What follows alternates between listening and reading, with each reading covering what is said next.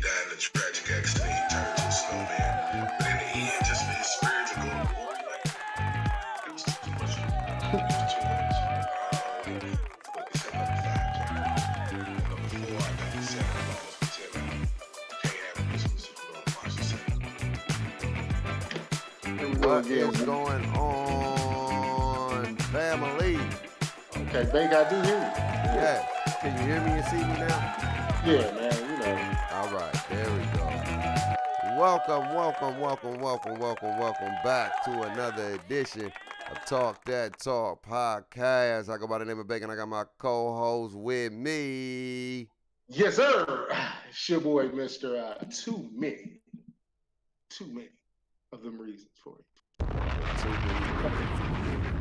Too many. Beautiful day. It's a beautiful Thursday night football tonight, man. We're going to get into picks for the week. I'm unfortunately down 1 because of the Philadelphia Eagles. Just didn't want to get it done for your boy. I'm really disappointed in that. But it is what it is. No shame in my game. It ain't over. We got 2 weeks left after this week, so I'm trying to get it committed. 3 weeks? 2 weeks.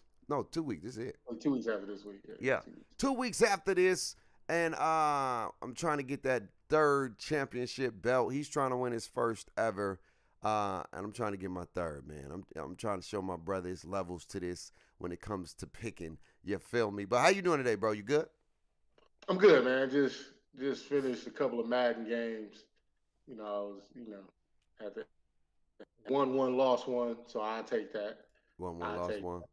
Yeah, 1-1, lost 1. Both of them was crazy games. Right. Just continuously just trying to get better, as they would say. Trying to get better. I feel that. Ain't nothing wrong with trying to get better, man. But I'm trying to get back on the 2K and run, man. I put together a new character. I think he like an 80 overall right now. Yeah. But he ready to hoop. We'll get you on. We're gonna be on today, man. Shout out to 2K out there, man. Shout out to my 2K fans out there that's doing their thing. Yes. Shout out to them. Anyway, man, we got some drama on the way. Anthony Edwards, man, he made the headlines. For not for their record either. Huh? He what? I said he didn't make the headlines for their record. Oh, they're yes. hooping. Oh, they are hooping. We'll talk about that in just a few. But Anthony Edwards made the headline for side chick baby mama drama. According to reports, he got, what's her name again? Paige. What's her name? Jordan Page. He got Instagram model Jordan Page Prego, and she was telling him, like, I don't want to get an abortion. I want to keep the baby. And he was like, no, we can't do that. I don't want it. Get rid of it. Here's some supposedly bread, $100,000 to get it done. She gets it done. And mind you, this is her second abortion. She gets it done and didn't receive the bread. So she said, okay, this what we doing here, huh? I try to be nice. I try to be a good person, but I gotta expose you. And I put it all on the gram, and I put it all on Twitter, and I show people the receipts. And now my man Anthony Edwards is backtracking with his statement, saying that what I said does not represent the person I am. And so, what's your thoughts on the whole debacle, man? Because it's drama. It's drama. Because his baby mama, his actual girlfriend, also posted like 3-4 days prior that they're, what they call that picture again? What's the picture called? Paternity pictures. Paternity. The paternity picture. So she posted a paternity picture, and then they some nice pictures, man. Her with the baby, nice beautiful. It's beautiful. Very, very beautiful. But the side chick said, "Hold on, I got news. I got news. You think this man is what he is?" And so it's kind of bad for Minnesota under the press, but let's talk about it. What's your thoughts on the whole debacle, man? Yeah, man. It's one of those situations, man, where you got to learn to tread lightly with your side chicks. Right. You can't be out here disrespecting side chicks, because when you disrespect side chicks, you're giving them the opportunity for exposure, good, bad, or indifferent. And so in this case, he's made a statement, retracting his words or retracting how, supposedly how he felt. But I mean, you said what you said, bro. Right. You feel me? I think you better off just apologizing, like, I came off real harsh, but at the end, I really don't want a child by her. 100%. I probably shouldn't have said it the way I did, but that's just kind of what that is. And so, being it as it may, he just didn't handle this the right way. When you look at the messages that is public consumption, you can see that she seemed like a person that was trying to work with him. Yeah. She really didn't want to go through with it, because she openly and lamented that this is her second time around, and she regretted it the first time around, and but being cool and kind of understanding, she was like, "I'm gonna do it." Right. She was expecting some bread that she didn't even ask for. She was offered. We got to make sure we put that out there. She didn't ask for no bread. She was offered the bread according to the messages. Right. And the bread never came. Never came. It was like a week and some change later, according to the messages that have been exposed, that the bread never came within that week. So, she felt the need to kind of expose the situation. And now we here. Right. And so, like I said, man, a message to all the young guys out there, man. Hey, you can't be out here cheating unprotected. If you go, it's not good that you're cheating, but I understand how it is being young, because I was once young and I did my dirt, so I'm not gonna sit here and throw stones at anybody. Right. Because I've been there. But you can't be out here cheating unprotected, because now look, you feel me? Then you got to deal with this. At least if you cheating, only things you can do is try to put receipts and have you, that you was there and all that, but you ain't walking away with a possible child breaking into this world. So yeah, that's kind of how I look at the situation. Yeah, it's not a good look. It's not a good look for the Ant-Man. The Ant-Man was going in strong, going in super strong, because he dived into a quantum universe. Yeah, he was in that quantum universe for sure. He was in there waving and swaving up in there.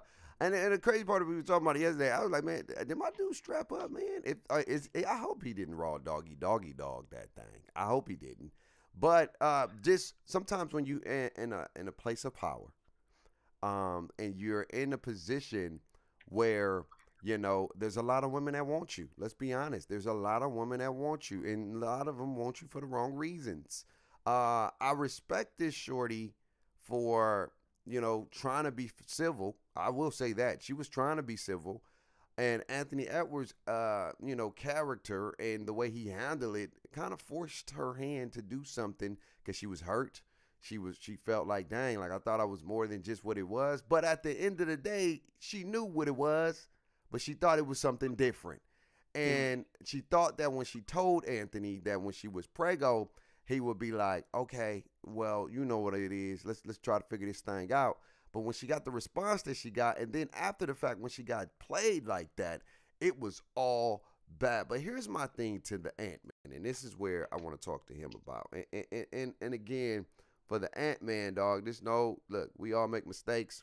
Everything happens for a reason, and hopefully you learn from this mistake and you better yourself.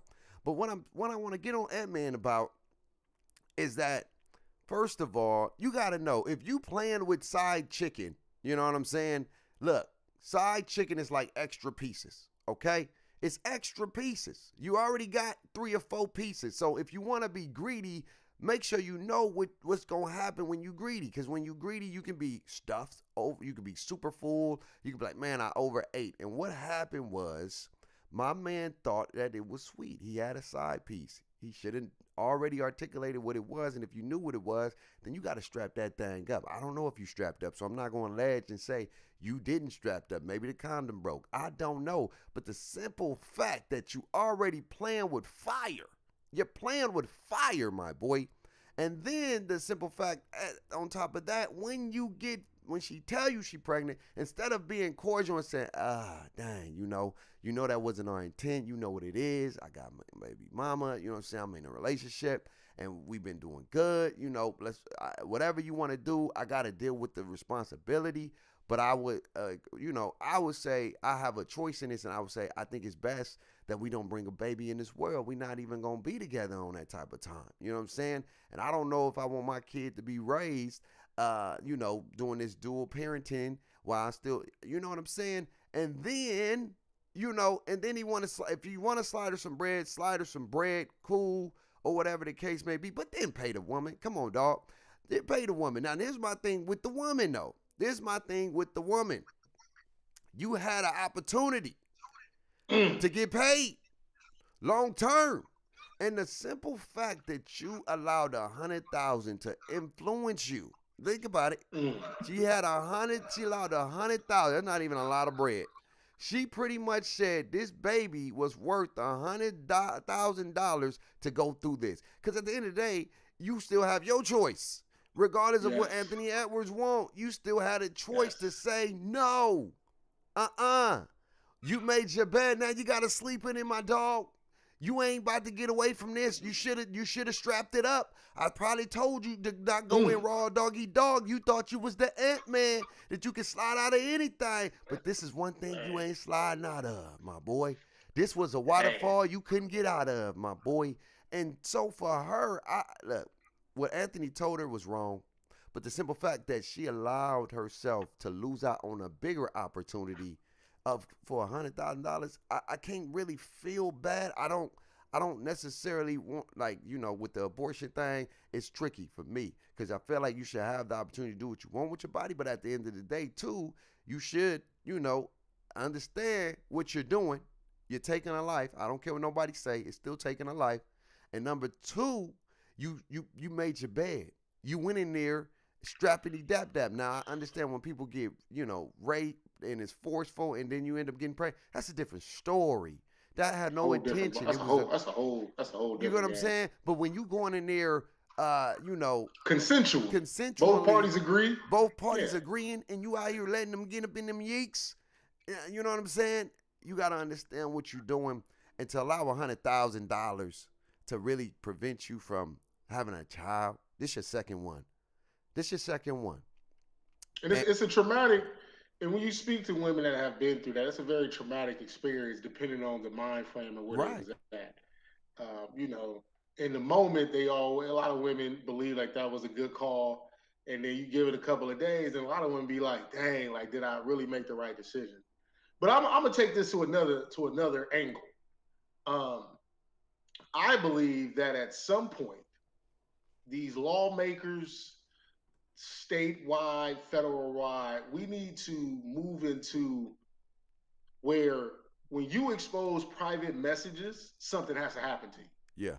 Because I think people is getting away with exposing private conversations, and I don't think that that's fair. Right. Now, if you happen to take somebody to court, and now in court these messages have become a part of the findings and the proceedings of that matter, and then they become public consumption, right? Then I feel like that's fine.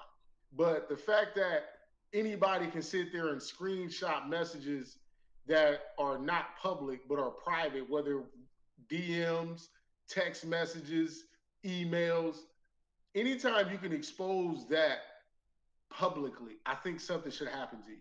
Yeah. I think it should be along the same lines that you shouldn't be able to record people without their knowledge, or however that works, whatever the amendment is and how that goes. But I think there needs to start being some kind of repercussions for this, So then people aren't so quick to be like, oh, okay, yep, I got receipts. Let me expose these receipts to the public. I think that's a problem for me, honestly. No, 100%, man. I really do feel like, Got to bring us back, man. I'm here. I'm bringing back. I really do feel like when it comes to uh the simple fact that these females are exposing confidential information Mm-hmm. because you didn't get my consent to post that, and the simple fact that you keep allowing these people to put out confidential information, it's got to be changed. It's got to be said because what I say, if I didn't approve for it to get put out, It's a problem. if this is confidential in my head, and then you expose everything I said to try to defame my character, regardless of how I said it, how I went about it. I could have been in the heat of the moment. I could have, because we get it. Come on, dog. Let's be honest, man. My dog didn't think Shorty was going to get pregnant. Shorty got pregnant, and he was like, oh, snap. So he went to panic mode. Trust me. I had some scares when I was little. Me and my cousin was in that thing, and he was raw doggy, and I didn't. I was raw doggy, but Sound like a situation. it was a situation. You know what I mean? Yeah. But the baby wasn't mine though. It wasn't mine. But it was a whole bunch of stuff that went into that. You know what I'm saying? But at the end of the day, too, if the shorty wanted to expose me and my cousin, you know what I'm saying? That's not cool. You can't expose people like that because you consented. You know what I mean? And you was part of it. So don't have me. And I'm thinking I'm comfortable. I think I could be myself. Cause let's be real. When you go out to the public, you gotta be a persona. You gotta be an image. You can't be your full self. Because if you be your full self, it's gonna be scrutinized, ostracized, and it's gonna be whatever the word I'm thinking of. It's gonna be it's with a D. I can't get it out, man. God darn it. But it's gonna be one of those where you're tearing me down because it's not your depiction of what perfection or what an athlete should be like, what a celebrity should be like.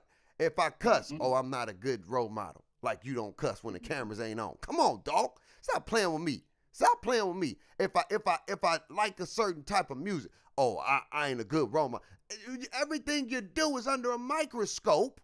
So the first time when I'm texting you, I had the opportunity to be myself. I'm mad. I'm upset at myself, and I'm mad that you talking about you want to keep a baby that you know we wasn't supposed to have. Dude, does it make it right? No. But I should be able to be my authentic self and express how I feel. I'm upset. And I'm young. Yeah, I mean, if we arguing in my comment section on Instagram, that's different because it's already public. Right. You feel me? If we arguing on my comment section on Facebook or whatever the case is, that's different because that's now you screenshot those receipts just to let you know, like, I ain't forgot that you said this. 100%. That's different. I already put that for the public view. 100%. But when we are DMing or when we texting or emailing, and can't nobody see those but me and you, that's privacy. Private. And I feel like those things should not be able to get leaked unless you are in court and you're suing me or we're doing something of that nature. Once we make it to court and this becomes a legal matter, then those are legal documents. Those are what those you're are legal using to try documents to fight your case. Exactly. But So don't now be exposed because that's not cool. All guns, everything is on. However we fight now is however we fight now because it's a legal situation. But just off the general purposes of it, I feel like we got to stop that, man. So we need to figure out some laws to figure out how to stop that. 100%. And I'm gonna say this to Ant-Man, dog. I'm gonna say this again, and just not to Ant-Man. Anybody that's famous, there are a lot of women that want you for the wrong reasons. If you wasn't able to get them when you was broke, know what it is when you got bread. Because if they didn't like you when you was at the bottom, they don't like you because you're at the top. Because when you're at the top, they like you for what you can do for them. Because being loyal for some people is they're only as loyal if it's convenient for them. It's only loyalty when they conveniently getting some out of it. When they not getting some out of it, sometimes people don't want to be loyal. And so a lot of these women that are throwing themselves onto you, you get what I'm saying? They don't want you for you, my boy. They want you for what you get. It's like a job for them. They get dolled up. They get on Instagram. I ain't gonna say all of them, but they get dolled up because their job is to get the bag. That's their mission. Who can I get me prego so I can be set for life? I'm going to go to the gym, get these Pilates right. I'm going to post the way I'm going to post. I'm going to wear what I'm going to wear to get you to come into my world, get up in my yeeks, and then bow. I'm pregnant. I'm keeping it. I'm set forever. I don't have to work a day in my life, and my child is going to get like Brittany Renner, getting bread every month, getting chicken every month. But being cute, that's it. I ain't saying she ain't talented, but let's be real. She's going to get bread for not doing nothing for the rest of her life. You getting $200,000, $300,000 a month for a child that's only 7 months, 8 months, maybe even 1 year? That's crazy. How much you going to do with $700,000 or $300,000 for a 1-year-old? Not even a 1-year-old, dog.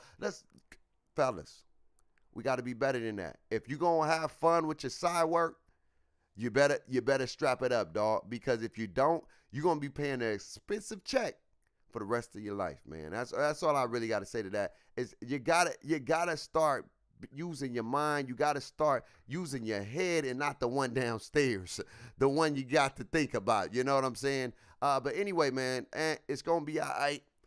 Just gotta be better. He's young. I'm not gonna beat my dog up. He's young. And it's an amazing thing to learn and be humble. It's a humbling moment. But man, that's cold. Old girl got nothing Him out of and that. his, yeah, him and Zion, man, got to do better. Yeah, Okay, first it was Zion this summer, yeah, and all the stuff he had going on, yeah. and It was it crazy. was wild. It's And crazy, now my but man Ant, yeah, you feel me? So it was crazy. the young fellas, man, young fellas Yeah, that got too much money, man. too much bread. They Go got the out chicken. here and blow a piece of that bag Yeah, because you trying to get in those bags. yeah. They trying to get Okay? in them bags. Yeah, them bags ain't them bags is Louis over there, I guess. Hey, They ain't too hard to find. But speaking of young players, man, I want to talk about Ja return. Ja ooh, Morant comes back, and he yeah, looks like he never left, dog. yeah. He I mean, looks because he like went he never injured. left. Helped He his went injured. team beat the New Orleans Pelicans at the last minute buzzer beater layup. And it just looked like Ja scored 14 in the fourth quarter to finish with 32. Coming back. Coming back, though? Coming back, right? That was tough. What are your thoughts on seeing Ja Morant back in the NBA?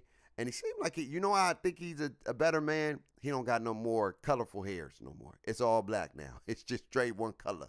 You know what I mean? I can tell when you're going through some things when you start coloring your hair and it's like one red, one yellow. I'm like, bro, what we doing here, man? Like Drizzy going through some things. He got like different beads and colorful beads, man. I know Drizzy going through some things. Well, see, Drake just like the troll, Yeah, man, because Drake is at that point where he's basically untouchable. So if you get to talking too spicy, his fans is gonna come get you. I'm right, probably one of them. So Drake can do whatever he want, and right. it won't even matter. But Ja, um, I wouldn't even say I'm impressed because it wasn't like he was coming off an injury or something. You feel me? Man, but that's 25 And games though, bro. yeah, but listen, hold on, hear me out.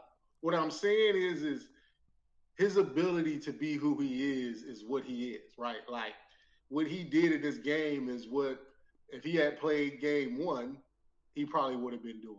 So the fact that he was allowed to practice, he was allowed to be around the team, he was allowed to hoop. Um, this didn't surprise me, Mm, but it is putting the league on notice that he back. yeah. I think there's still too much of a big hole to try to dig themselves out of it to try to get into the play-in. Really? Yeah, because right now they're at 7-19, 10 straight. and huh? They can win 10 straight, right? Yeah, I mean you can, but I still think that they don't have enough overall Mm, to go do that. That's what I'm saying. got you. Because when you look at their roster, it's really just Ja, Bang, and Triple J. And to me, that just really ain't enough. They really ain't got a lot of whole bunch of pieces that really scare you to say like, hey, they about to go on a run and go do some stuff because they still missing Steven Adams, they still missing Brandon Clark, and those are two big pieces that provide interior defense, provide a spark, provide protection. They provide certain things that's what they need. Right. So will Ja come back and help them win games? Of course, because he's talented enough to do that. But will they become a team that you should fear? Right. Nah. You don't think so? Mm. You don't think they The should be? two, if they would have been like at this point, so 25 games, right? If they would have been like 10 and 15, 11 and 14, Right. you feel me? Something around there, I would be like, oh yeah, everybody in trouble. But when you go into that Jones 7 and 19, uh, the NBA ain't friendly because right now the the pecking order is everybody's still fighting. Right. So all these games matter to everybody. Yeah. You feel me? It ain't like, you know, five teams kind of separated themselves and then it's like the final three or four spots that everybody fighting for. Right. No, right now, if you look at the standings, 3 through 11 are all within 2 games of each other. Right. So, yeah, 3 through 11. So I think Minnesota and Denver got a nice got like a 2 game cushion. These two. But like 3 through 11 is within 2 or 3 games of each other. 100%. So when all those teams still fighting and battling, they looking at Memphis like we can't be losing to them. Yep. You feel me? So that's why I feel like it's going to be hard for them to overcome that. Because even though the Lakers started off bad, by the 25 game mark, they was around like I think 10 and 15 at least. Because they start off like 2 and 10, and I think around the 25 game mark, they at least got around to like 10 and 15 or something to that mark, to where it looked a little bit more respectable, and they was able to climb themselves out of that hole. Yeah, man. First and foremost, it's good to see Ja back, man. Shout out to Ja being back in the building. Good luck for the NBA, man. And I really hope this time around he stays out of trouble. But I think that it's still early. I think that it's still early. We was looking at the Clippers, and we're going to talk about them right after. But we was looking at the Clippers. It was looking like doom and gloom. They was at the bottom of the barrel, and they figured that thing out. And now they're fourth place in the NBA. And I think with Ja Morant coming back, I think they can make a push for the play-in. I don't know if they're going to make the playoffs, but I do think there's enough time to make a play-in. We're barely in December, bro. We got January, we got February, we got March, and a little bit of April. You got a lot of time to make do. And with the NBA nowadays, the way it's looking like, it's so up and down. Like, nobody thought Minnesota was going to be doing what they're doing, but they're doing what they're doing, which is good for the NBA. It's a different person at the top, and it's showing a lot of different up and down, like fluidity. Sometimes somebody can be on the road, somebody takes some L's, whole bunch of stuff. I think Memphis will get to the play-in because the Ja Morant, if he stays healthy. And I do want to say it was a big deal for me because the man, even though he been practicing, we all know, baby, game speed is different than practice speed. It's a but but back to your point, he already played at a speed that, to me, like he's already above game speed. So with him being gone, all he did was come back to everybody's normal speed. You feel me? Like, to me, he already plays above rapport. Right. So him coming back right now is like, now I'm just playing even like everybody else. Right. You feel me? I'm filling it out. I'm trying to, work my way back in, because you talked to him. They had a press conference with him after the game. He was like, he was a little winded. Bro, that's my point. That's my point. What I'm saying, to come back, you could see he was winded. You could see he was tired, because game speed is game speed. I don't care how much you practice. There are people on the other end who wants to take you out, who don't want you to be on this court. So I'm going to run up and down. And when you practicing, coach go, all right, stop the play. What we doing right here? We supposed to be running this. Y'all ain't running that, man. Run it again. And then you get your little breather, get a little water, whatever. In the game, you only get timeouts, my boy. Other than that, it's going up and down, up and it was one time I knew that man was tired, because he was running and he looked at the ref in the middle of the play, was like, and it just, his body language was tired, and he walked off the court. But what I want to say to Ja Morant is, man, I just want to say congratulations on being back in the league. It's a beautiful thing to have you back in the league. I know you got to build your image back up to what it could be, and it's good. Everybody loves a rebuild story. Everybody loves it. Look, Kobe Bryant, he was he came in the league. He started, um, he started taking the league a little bit by storm because they was excited about him out of high school, young cat, very talented. Then he had to go through some of the kinks. Then he got some rise. Then he had the little rape case. Then he had to raise back up again. And it felt like he was one of the most humanized basketball players ever. Everybody else felt like superheroes. You know what I mean? Couldn't be beat for the most part. Couldn't be touched. But Kobe felt like a real person. Like he dealt with some real issues. And not only did he deal with some real issues, he made it back and came through over the top, over the mountaintop with those real issues. And I say, Jai, this is your opportunity to be like a Kobe. You made some mistakes young. You're learning from them. You're coming back. Let's do better now. Let's be the Ja Morant that we all want to see. Just hoop. And if you want to do all those other stuff, don't get yourself on camera. Don't indulge in those stuff where people can show you, see you at, because again, you have an image. When you work for a business, you're not you no more. You represent Memphis Grizzlies, and the Grizzlies represent the NBA. This is a professional basketball association. This is not Ja Morant world. If you want to YouTube and you want to do that, cool. But when you work for a company, when you work for a business, you got to abide by the business practices. And I just want you to do better this time because we love seeing you on that court, man. It was exciting. Back in the day, if you saw Memphis without Ja, you ain't even watching the game. But I guarantee you, everybody and their mama was checked in to see what Ja was going to do for you to drop 32 and still look like Ja Morant, baby. It's a beautiful thing, and we need you on that floor. We need you on that court to keep bringing that energy, man. It's a beautiful thing because you could still be the face because you was the face. All these endorsement deals, $200 million deals to for was it Powerade? Was it Powerade? Was it Powerade? The $200 million deal. Yeah, Powerade, $200 million. $200 million. Are you kidding me? $200 million. You deserve that $200 million. So you are a $200 million athlete. So I need you to start acting like one. And first and foremost, you're priceless, bro. You're a black man and we love you. We want to see you do well. Keep doing your thing. And I got y'all making the play in, baby. I got Memphis Grizzlies making the play in. You're hearing it live first. Before anybody get on the bandwagon, I'm on the Memphis Grizz bandwagon. The Grizzlies is going to be in. Play in number 10. Talk to your boy right there and there. Yeah. No, I mean, the other thing about Ja is he yelled out that he keeping receipts. Yeah. Right. And so, I was listening to, a lot of sports reporters and news, and I'm trying to figure out what he keep receipts of. Yeah. I don't think no one ever questioned his basketball ability. Right. No one ever said that he can't no longer play. Right. Everybody was just talking about his decision making when it came to his friends. Right. And posting stuff and not necessarily being fully smart and aware of how to move. Because people was also saying bruh, like you grew up in a 2-parent home, dad played in the league, right? Mom's worked, like you lived the lifestyle that most of us want, right? You feel me?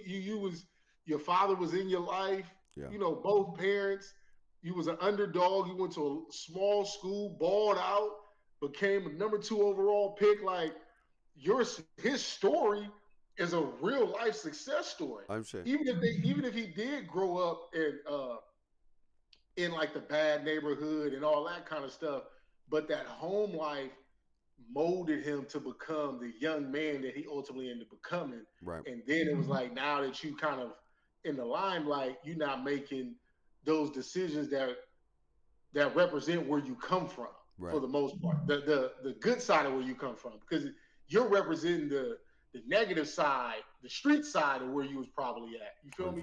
So, so it's just more or less like, I'm hearing him say keeping receipts. It's like, as far as to my knowledge, unless I missed something, that no one ever downplayed his hoop game. Everybody was very excited about how good of a hooper he was. It was just more or less, people just questioned his decision making, and rightfully so. When you can get busted twice with 2 separate gun showings, because he didn't break no real laws, right, but as they would say, when you work for that job in that company, the company got laws. Yeah. For example, marijuana is legal, but you can't show up to work high. Yeah. But they You do feel me? sell. They So still do. there's consequences. You can get high all you want anywhere else, Yeah. but you shouldn't be showing up to work high, because if you show up to work high, you get in trouble. You may be gone, and so you 100%. can't be mad at the profession for enforcing their laws and how they feel that their company and their brand should also be represented. No, 100%. And at the end of the day, I think maybe he was talking about the people who said he ain't gonna beat Ja. You know, because there was some people who bashed him for not only his character, but just saying like he's hurting his team and he probably ain't gonna ever be able to get back to that pinnacle of, Ja Morant, what he was because of his poor decision making. And at the end of the day, it is what it is. Everybody entitled to their opinion. Doesn't make it right. It's just an opinion. At the end of the day, you can agree to disagree. We gotta understand, man, and people don't realize this, dog. There probably was a lot of players back in the day that was doing a lot of stuff that these new Wow. players was doing, but we didn't have social media, man. There was no social media, dog. There was no way to keep tracks of it. There was no way to keep tabs of it. You couldn't expose people and put nothing on the gram. You couldn't do none of that. Man, the older folks would be, bruh, imagine if social media was back in the day, all the stuff that was going on at parties, all the stuff people was doing. Let's be real, man. Hey, listen. Let's be real. David Stern came in and cleaned the NBA up. Let's be real, man. So cocaine before game. It's easy for somebody to always have an opinion on somebody when they fall. Now you can analyze the situation, which is cool. But when you start the bringing this brother down, tarnishing his character as a whole, man, because he made a couple of mistakes, saying he ain't gonna be this, he ain't gonna be that, and he's a bad representation of the NBA because of this, and he shouldn't be the face of the NBA. All this stuff, because they said it. A lot of folks were saying it. Some folks was saying it under their breath. Some folks was vulgar. At the end of the day, bro, you a human too. God said it in the Bible, man. Who has not which one? He who's not been what's the thing? The one where it talks about can cast the first stone. He who doesn't have any faults can cast the first stone. When they was about to stone the woman, remember they was stoning the lady. They was I know where you going, but I would need you when you gonna quote the Bible. Yeah, I would need you to have it with you. Hey, man, just have it with you. Hey, it's off the top of the head, man. Hey, man, I'm not you to have it memorized. Hey, okay? man. Hey, I know what the intent is. Yeah, you could have just said this. Tupac once said only God can judge him. Well, yeah, but I wanted to go from the biblical terms when they said. Yeah, I'm just saying. Here we go. Let me see. I'm gonna find it now. Now you got me. This was Jesus thought of a moment. He that is without among sin. That's what he said. He who's out among sin, right? Okay. Let them cast the first stone at her. Like if your rap sheet is clean, then yeah, go. But everybody rap sheet dirty. Everybody rap sheet dirty, man. Hey, listen. Everybody rap sheet dirty because the man above died for those sins. Exactly. Everybody rap sheet dirty. My boy Dre, shout out to Dre. He said Anthony Edwards was getting trapped and double teamed all day by the 76ers. Laughing out loud. Edwards gets trapped on and off the court. Dude is a problem. That's funny, dog. Shout out to Dre right there, man. That's a dope one. That's funny. My dog is trapped on and off the court. Oh, man, that's a good one, dog. Pass out of them traps. Yeah, you gotta get out of them traps, man. Stop dribbling. They got the cheese for my dog. But yeah, that's what I was trying to say, man. Is that look, if you ain't got no blemishes. Hey, did you give us a verse for that? You didn't give us no verse. You didn't give me my bad. Verse. Come on, man. It didn't say the verse. Oh, it's John 8, chapter 7. So okay, John 8. Yeah. Okay, I'm just saying. John 8.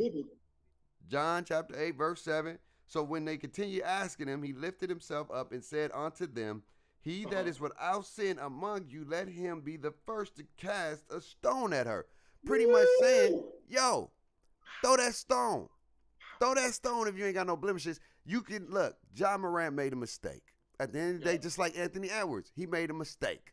And I know some people's like, it's not a mistake if you already knew what you. It's still a mistake at the end of the day. Even though you had the alleged intent to know what you was doing, you still made a mistake. Wrong is wrong at the end of the day. Crime is crime at the end of the day. Yeah, Sin is sin at the end of the day. When you taking the test, babe, and you mark that answer, in your head it was correct. Yes. But when the teacher got to it, that wasn't the right one. It wasn't the right one. It wasn't. That's a mistake. So it was a mistake. You made the mistake. But shout out to Ja being back in the league. And I got y'all in the 10 seat, baby. Y'all gonna make the play in. I know it's gonna happen. Even though y'all down 7-19 right now, I got a Grizzly coming. I got a Grizzly coming, and it's hungry. It's been in hibernation for a while, and it's about to eat. I think he see Halliburton tonight. Oh yeah, they gonna get. Indiana been on the spill too, so we ain't worried about Indy. We ain't worried about Indy. We ain't worried about it. But anyway, man, you know who people better be worried about. We was talking about the Clippers being the flippers because they was out there in the water and they was just like the Dolphins and stuff. They was doing some things and they figured it out, man. Russell Westbrook has taken the ultimate sacrifice. Shout out to Russ. Wait, hold on. I got to give a shout out to Russ, man. I got to give a shout out. Shout out to Russ. He is the ultimate player in the NBA. Look, man, to be a two-time MVP, to be leading the league in triple doubles. I think he did it twice, right? 2 or 3 times, right? 2 or 3 times? How many times did he do it?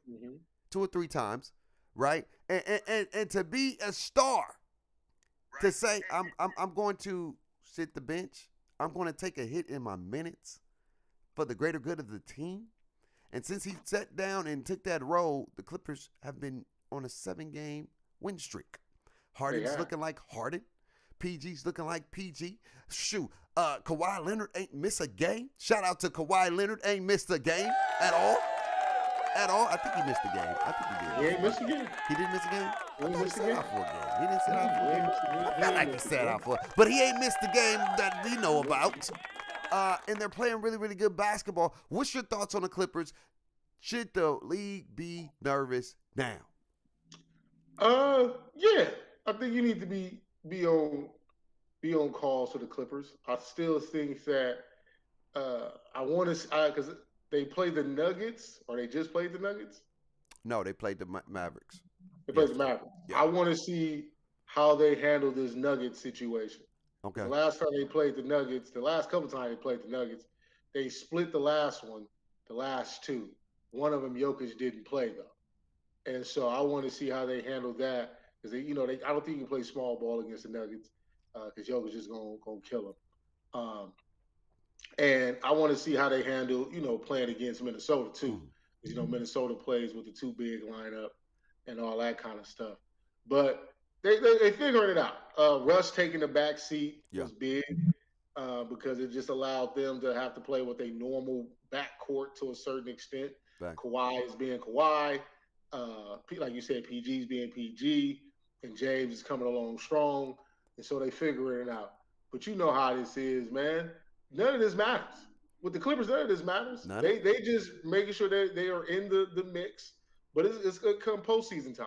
Yeah. And in the postseason, James has showed us that he will fall off. Or when it comes to the Clippers, somebody getting hurt. Yeah, hey man, knock on wood. I'm knocking on wood. I don't even know if it's real wood right now. I'm not speaking as saying that that's what's going to happen. Yeah. I'm just looking at what history has been showing us. Right. That for some odd reason, something is always going wrong with the Clippers when it comes to the postseason. 100%. It was Chris Paul back in the day. It was Blake Griffin. You feel me? It was like, for some odd reason, that Clipper curse is real. It's a real thing. Unfortunately. You feel me? And so that's kind of where I'm at with it. Like, they look good. They're hooping. They are. Everybody's kind of filling into their role. And so it's going to be interesting to see how they continue to play and see how they continue to fare down the stretch and see what they really made of. Yeah, it's a good thing to see them figuring it out. But it is what we do, man. We like to speculate so soon, man. Like, look, man, if I bring 4 all-star players together to try to figure it out, and we haven't played off season, we ain't practiced or nothing like that, it's going to look nasty. You know what I'm saying? It's going to look crazy. It's going to be out of control at first until you guys understand your roles. See, at first, everybody wants to, I want to do this. It's like a dude who got multiple chicks, all right? I got to get my analogies. He got 4 chicks, all right? 4 of them all bad. They all good. In the beginning, they all like, I want my time. I want my time with you all the time. And he got to the point where, hey, look, I can chill with you on Monday. I got you on Tuesday. I got you on Wednesday. And they all in line. Now, he may not be in a relationship with none of them, but he dating all of them. You get what I'm saying? But they all know what the role is, and they all know their value and what they are at the end of the day. And so when you think about that, I think that's what it is for the Clippers. They all know their value and their role now. They are all playing their role, and they're playing it very, very well. And they bought into the system of Ty Lue. Ty Lue didn't figure that thing out. Ty Lue is probably going down as one of the greatest coach in the NBA because he can get players to buy in. It doesn't matter the player. He can get them to buy into his system. And everybody was like, it ain't going to work. It's going to be awful. Clippers ain't going to make the playoff. This is what we do. And we're forgetting that these are some superstar type players. Somebody has to be the backseat. And that's what happened with Miami with LeBron. When they first started, they was winning. But when they got into the crunch time, they didn't know who the big dog was. Was it D-Wade's team? Was it LeBron's team? When they finally said it's LeBron James' team, they was able to make do. They was able to make it count. And so now, Russ saying, all right, I know my role. I'm going to come off the bench. I'm going to do my part. It sucks, but I'm going to do whatever it takes to win basketball games. And what is that done? That unselfishness has did what it took to win basketball games. Now the Clippers are 4th in the NBA West Conference standings, and they was at the bottom of the bottom, bro. They barely had two or three wins back in the day. It was looking rough. It was looking real rough. It was looking bad. It was looking like the Clippers wasn't going to make nothing. It was awful. They was getting ran by 20, 30. It was rough.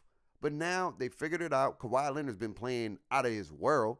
Shout out to Kawhi Leonard. He's been looking like Kawhi in Toronto, out here balling. I just want my dog to stay healthy. Just stay healthy, bro. Stay healthy because it's good for TV. And then you got some more rivalries in L.A. because, L.A., they ain't in the play-in no more, or the little in-season tournament. And now they went back to the regular routine. They went back to the regular routine. They went back to the streets. They ain't playing good. And now the team in L.A. right now is the Clippers. The Clippers are the team to beat right now in L.A., and I'm sorry to say because L.A. Lakers can't figure this out. And the Clippers always seem to figure it out to get on the right track, to get in the winning ways. And I like it. I got the Clippers making the playoffs. I think the Clippers going to be roughly around the 4 or 5 seed. That's how I see it. They keep playing like this. Hell, they may be at the 2 or 3. I ain't going to hold you. You seen what's happening with Golden State. You see what's happening with all these other teams that you're used to seeing at the top. They not at the top no more. So it's a different thing. It's a different thing. And at the end of the day, it's good to see the Clippers win. It's good. It's good for LA. It's good for TV. Hey, the Clippers going to play the Lakers in the new year on January 7th. So it's going to be some good TV, good smoke. But again, you got to see it. It's still early. But to see them make that turnaround and to see Ty Lue figure out a way to get players to buy in, I got to give my man some claps for that. That's a beautiful thing. Yeah, man, it's gonna be interesting.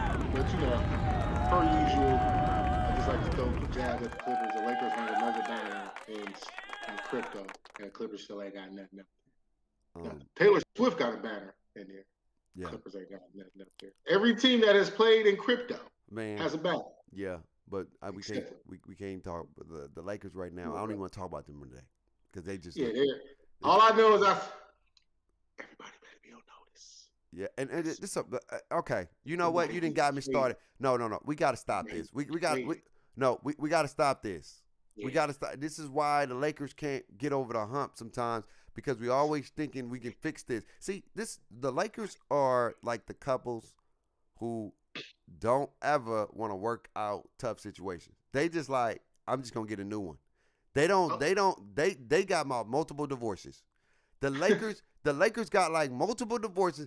They don't want to stand the test of the fire. They always think it's someone better on the other side. And every time they do that, it looks good for a little bit, and then it comes back to reality. No, You got enough. God darn it. The last divorce worked out. No, it didn't. Because look what you're talking about now. People better be on notice. No. Listen, it worked out. See, here's the thing.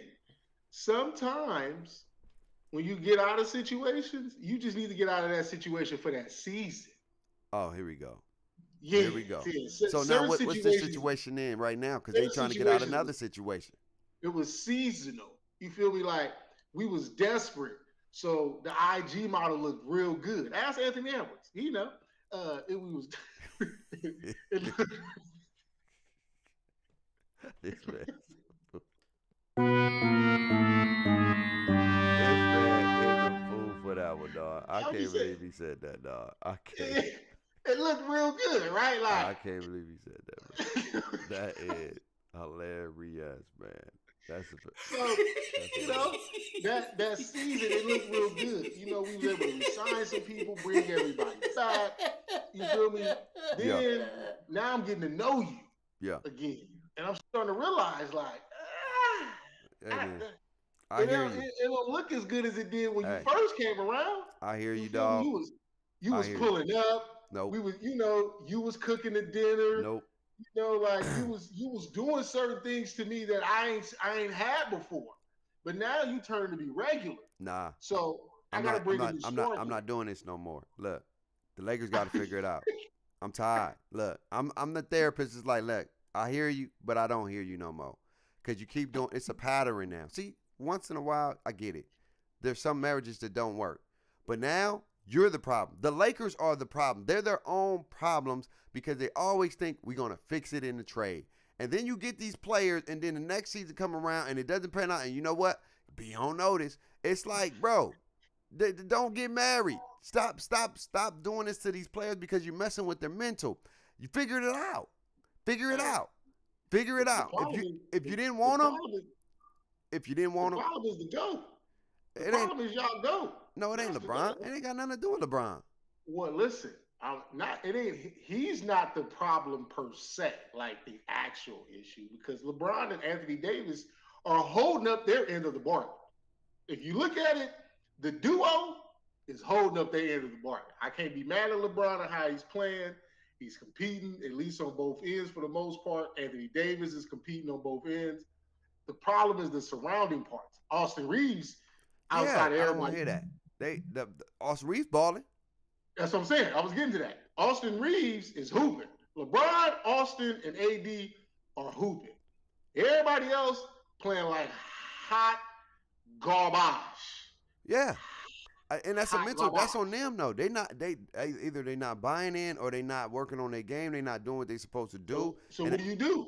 When you not buying in, I'm gonna go find somebody that's gonna buy in. No. You got to figure it out because you can't keep doing this, bro. We can't keep LeBron doing 38, babe. He about to be 39. Though. If Bron don't ever win one, hey, it ain't gonna fall on him. He's doing what he's supposed to do. This is a 38-year-old man. Keep balling. He's figuring out a way to stay young his best way he can. He got players now. They got depth. They got what they need. And now the players don't want to show up. D-Lo don't want to show up. He inconsistent. 1 minute he giving you 28 points, 2 points. Like, I don't know what's his problem. I don't know if he's mad because he's not he's starting the games. Austin Reeves coming off the bench. I don't know if he's mad because he ain't in the fourth quarter. I don't know. And then you got my defenders are not playing. Hassi Moore, he get a check, and now he don't want to play no more. He ain't playing nothing like what he was playing like back in the day. It's awful. Out of there. Get them all out of there. If you ain't trying to listen, babe, here's the thing. This is LA, baby. Okay? We only care really about them yellow banners. The little black one is cute because the NBA pressured us into doing that. So we're going to let the little black one sit up there. That's cute. But them yellow ones, them 17 other yellow ones, those is what matters. And if you ain't trying to contribute to those 17, we don't need you. But I hear you. I hear you. But they have enough to win. They just won the in-season tournament. They didn't lose a game. So they can do it. It's just they don't want to do it consistently. And it's a Laker problem. I'm tired of them trying to fix it with trades. It's getting annoying now. I don't even like it. As Gilbert Arenas say, Bumpy could go too. Who was Bumpy? Oh yeah. Because his lineups has been awful. He can he can go too. His lineups I'm has like, been yeah, listen, I'm LeBron is 38, approaching 39. yeah I would love for the Lakers to pass the Celtics in banners, but everybody got to be bought in. yeah. And if And you don't right want to buy now, in, everybody ain't bought in. All I see right now as a buy-in is our trio. I yeah wouldn't call it a big three. I would call it a trio yeah because a big three gonna go play consistently because sometimes we don't know we're gonna get out of AD. yeah You feel me? And but our trio is hooping. yeah But in today's NBA, the supporting cast is what makes the trio look good even greater. yeah You feel me? When you look at Jokic and Jamal Murray, when they're hooping, they're hooping. right But when that supporting cast around them is hooping, that's what makes teams unbeatable. yeah You feel me? yeah And that's what the Lakers don't have right now. Because you like I said, you look at Minnesota. right Minnesota's balling, but that supporting cast is participating. Anthony Edwards and Cat are doing their thing, but everybody else is doing their part too. yeah And the surrounding parts are not doing their part. And when you're not doing your part for the Lakers, and we supposed to be having championship aspirations, got to get rid of your ass, and that's okay. You can yeah. go be uh Bumbler Cheeks, Bumbler Cot, Bummies, and other places. Anyway, Not man, I in ain't want to LA. talk about the Lakers, man. They didn't deserve to get talked about today, because the way they've been playing is awful. I don't know why they just won't put in season game today. Like, that's the only one they locked in. Like, just put in season game today. Market D Bumpy should be like, yo, it's in season time. Let's get right. Like, if you don't want to play, don't play. Like, I ain't got time for them. But anyway, man, on to Cam Newton Scrutiny. Cam Newton Yeah. made the headlines for making a comment about game changers and game managers. He was talking about Purdy and Dak Prescott, and he said they are game managers, and people didn't like it. They attacked his character. They attacked the person. They attacked him for being hateful or jealous and upset because he's not in the league no more. And we do this. We do this all the time. See, and I'm going to say this, and I don't want to get into the race thing, but let's be real. There's a lot of white folks, quarterbacks, who have said some disrespectful stuff to players about quarterbacks in the league. Heck, even Tom Brady even dissed all the quarterbacks. Tom Brady has been questioning the league. Exactly. And everybody been like, well, it's Tom Brady. It's Tom Brady. Come on, dog. They disrespecting my boy Cam for having an opinion. All he did is said, I think Purdy and Dak is a game manager. Not a bad thing. It's not bad. They just got a lot of around them, and they don't have to do too much. And he was giving an example from himself. He didn't have a lot of people, and he made a way, and he got his team to the NFL Super Bowl. And they came up short, but he got them to the Super Bowl. Accounted for 45 touchdowns. MVP of the league. Everybody was doing the Superman. Let's see it. We was doing it. Everybody. They was 15-1, babe. They went 15-1. 17-1. 17-1 if you include the playoffs. So they was on the verge of doing something really monumental, and now all of a sudden, they attacking the man character, attacking him because he have an opinion when everybody has an opinion every single day. So let's talk about first the scrutiny, and then let's talk about this game manager and game changer concept. What's your thoughts? The scrutiny was unwarranted because I just feel like people just been waiting for a reason to attack Cam. Right. Just waiting for a reason. Cam has has flipped his football life into a real successful media life. Yeah. And he's not in the media as far as ESPN, Fox, and whatever the case is, but he's in the media because he's doing his own thing. Right. His Funky Friday podcast is hot. His other little podcast thing that he be doing, I think it's called like 4th and 1. Yeah. I think, if I'm not mistaken, I could be wrong, but check that. His other little thing where he made these comments on, that is hot. It's just we're starting to see the intrinsic personality of Cam Newton and all that kind of stuff. Ain't nobody criticizing Cam when you looking at these videos when he's in these locker rooms at these high school 7-on-7 games, and he's coming at his players, letting them know like, what you doing ain't league worthy. I've been there. Like we're while those videos ain't getting posted and brought up, you feel me? Where's everybody's opinion when he's doing those things? When we want to talk about his character and him seeming like he's tweeting from his basement, like he's that caliber kind of person. You got to remember, Cam Newton's won a Heisman. Yeah. That means you were the best player in college football. Right. Cam Newton's won an MVP. Right. That means you were the best player in the NFL. Yeah. So at two separate points in his career, he was at the pinnacle of whatever sport he was playing. Right. And there's not too many people in this world that can say that they have ever reached the pinnacle of their profession. Right. Never. You feel me? On top of that, we got all these other quarterbacks who are working for ESPN, working for Fox, working for all these other networks. Yeah. And they're giving their opinion. Right. But when we look at their careers, right, they can't none of them touch Cam's. Right. If we being 100%. 100%. Maybe a few. 100%. Call it what it is. They can't touch Cam. You feel me? You put Cam in a vacuum is better than 90% of the retired quarterbacks right now. Right. You feel me? And so that right there, I felt like it was just unfair because at the end of the day, the man had an opinion. Yeah. And I think the thing is why everybody jumps up in arms because socially and through the media, we have given the term game manager a bad connotation. Right. It doesn't have to be a negative. A game manager does not necessarily have to be considered a negative connotation if you really watching football and understanding what's going on. You feel me? It's just you can't think of another term to use because I look at players like Trent Dilfer, right? When he won a Super Bowl with the Ravens, he was told, "Hey, look, don't fuck this up. Right. We're gonna run the ball. If we ask you to make a pass or two, we need y'all to score about 10 to 13 points." Yeah. Brad Johnson, when he played for the Bucks, score about 10 to 13, 10 to 17. We got the rest. Right. You feel me? Brock Purdy ain't being told just score a amount of points. Right. They like, hey, Brock, go do you. You feel me?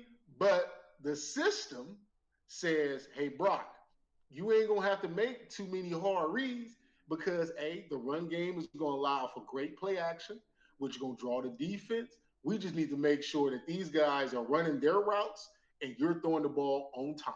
Same thing with Dak Prescott. We're going to run the ball. We're going to run good timing routes. And we just need to make sure that you guys are good enough and capable enough to throw the ball on time. And both quarterbacks are delivering. And that's okay of being a game manager. That's okay. Yeah. Yeah. At the end of the day, man, I don't appreciate people coming for you because you have an opinion. At the end of the day, it's your opinion, man. Like, it's always somebody who gets mad because you don't say what the propaganda say and you don't say what the masses say and you go against the grain. It's always an issue. And that's good. Be different, Cam. Be different. Keep doing your thing with your podcast. Keep doing your thing off the field. Keep doing your thing, man, because you are definitely a persona and a personality that people appreciate and people love, man. And we was doing that. We all was doing it. But here's my thing about the game manager, game changer, and all that crap at the end of the day. Here's how I look at it. Everybody has to manage the game if you're a quarterback.